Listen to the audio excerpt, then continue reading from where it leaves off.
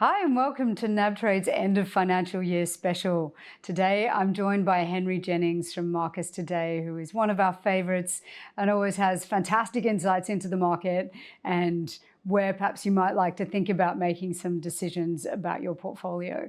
Henry, thanks so much for joining us. Always a pleasure, Gemma. So end of financial year, first of all, is that when you do a review? Is it a time that you think that people should be looking at their stuff or like to sit tight and keep moving? Well, definitely should be doing a review of the year, but I think, it's important to be on top of it the whole year. It's not just a time when, June comes around, oh my God, I've got to review my portfolio. What we've seen in the last few months, especially with Donald Trump since Liberation Day, is that I think we have to constantly be on our guard in our portfolios. June is a good time, though, because of the end of financial year is upon us. It's a good time not only to review your share portfolio, but also if you've got superannuation funds elsewhere in a fund, it's a good time to keep an eye on what's going on there. I know a lot of young people tend to forget about super and not even worry about it. And I know that I fell into that basket many years ago when I was a young man growing up. We don't think about super because, let's face it, we're never going to get old. So why would we need super? In fact, the doctor who I used to go and see regularly said, yeah, don't worry about super anyway, because you won't get there. I've surprised him. So that's a good thing. But yeah, I think it's a good time to review things. But what we've seen during this volatility is you've got to constantly be on your guard. You've got to constantly be reviewing to maximize the amount of money you make from the dollars you have, because unlike Vanguard or a big fund manager, you don't have limitless resources. So as a result, you've got to kind of maximize the resources you have. So it's important not to be stuck in a slow lane, and it's important not to be stuck in dogs. And this is a good time of year to review that and take into account some of the tax loss implications that can be advantageous at this time of year. You've covered so much in that already, and it does. Didn't I? So Should we finish many now? things to think about. Yeah. There's so much to think about. Let's start with the dogs. It is the time that you go, I've been sitting on this thing for ages.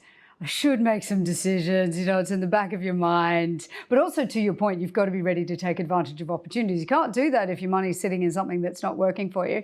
So what are you looking at going, oh, that would be a sector I would be thinking long and hard about perhaps minimizing my exposure to? Well, Gemma, there certainly has been some dog sectors this year, and we've seen it with lithium especially. That has gone from hero to zero in a year. Similarly, there's a lot of high-flying stocks that we have seen really having struggles at the moment. Domino's Pizza springs to mind, and we've just seen recently, IDP Education as well coming out with quite a big downgrade. So it's a pretty good time to look through these things. And I guess it really goes to whether if you looked at it with fresh eyes, and I think that's the key to it. You're looking at it with fresh eyes rather than saying, oh, I've got this position, I'm just hoping that it goes right, fingers crossed sort of stuff. But if you look at it with fresh eyes and say, okay, I like Domino's because, then you can say, okay, well, maybe I should hold it. But I think it's important to kind of divorce yourself, step back from your emotions and your position that you have at the moment, and try and look at these things afresh and see whether they are an opportunity or they're just a trap to keep you in there for another year. And you'll be having the same conversation in June 2026 and going, oh, I should have really sold them last year and crystallized the tax loss and moved on and done something better with my money. So I think it's important. Try and divorce yourself, try and step back.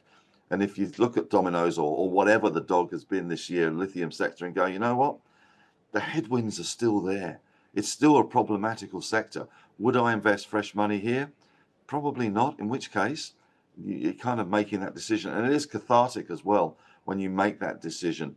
It kind of frees you, it liberates you. You don't look at these ongoing bed sores that you have, which have been festering for the last sort of 9 or 10 months. So I think it's important to try and divorce yourself, try and look at it fresh, and then make a decision. And if you don't like what you see, then it's a much easier decision. It's amazing advice. I think that's super useful for people to just perhaps give themselves permission to let go. Let's call it that. Yeah. A huge number of our investors are sitting on a lot of cash at the moment. I've made the point many times that people were buying like nobody's business after Liberation Day when the market was sold off, but they are certainly still sitting on very meaningful amounts of dry powder at the moment. And it's not like end of financial year is necessarily a time you want to get set, but is there anything you're looking at the moment where you go, do you know what, that actually looks like an opportunity? I might like to put a little bit of money to work there. Well, clearly, you know, that there are opportunities around. There are opportunities every day, and we're seeing, you know, some sectors running really hot. Gold sector, for instance, of course, is running really hot, and that leverage that the gold miners have to higher bullion prices. And what I've been, you know, what I've been writing about in the newsletter is it's not so much how high gold goes, because a spike to 3,500 is meaningless for a gold miner, really.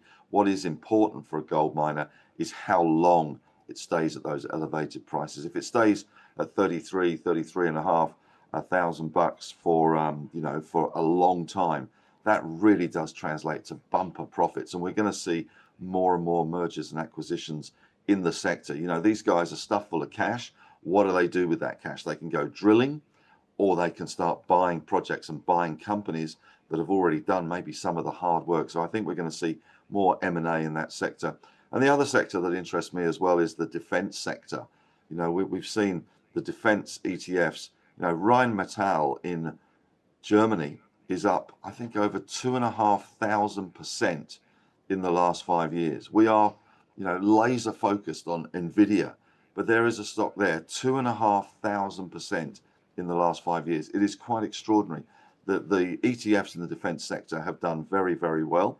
But there are some direct exposure stocks that you can also look at in our market, the likes of EOS, which hasn't been a stellar performer, but there's Drone Shield, there's ELS, Elsight, which is to do with, you know, drones and the communication of drones. And we've seen how, you know, how massively successful drones can be. Cheap drones, you know, ones you could buy almost at JB Hi-Fi and equipped with some sort of explosive charge, took out a huge amount of Russian bombers the other day. And this is, you know, this is modern warfare, AI warfare. So I think there's some interesting opportunities in the defense sector.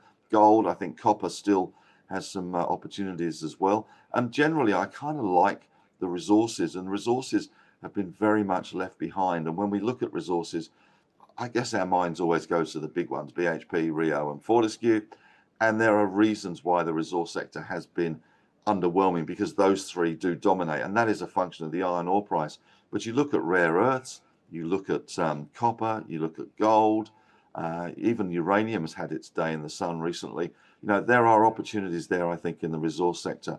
So I think that's where I would be looking at the moment, especially in those defense stocks, maybe the rare earth space, because China has a stranglehold in rare earths. And if we are going to rearm and remissile and put, you know, more money into defense, rare earths are going to be an important part of that. And the likes of Lynas, even Aluka, you know, is one that is building a new rare earths refinery. That is going to be, I think, a good and interesting place to be for the next year. Henry, so many fantastic ideas for people to think about. They can always follow you on our platform and learn more about what you're up to. Thanks so much for joining us today. My pleasure, Gemma, always.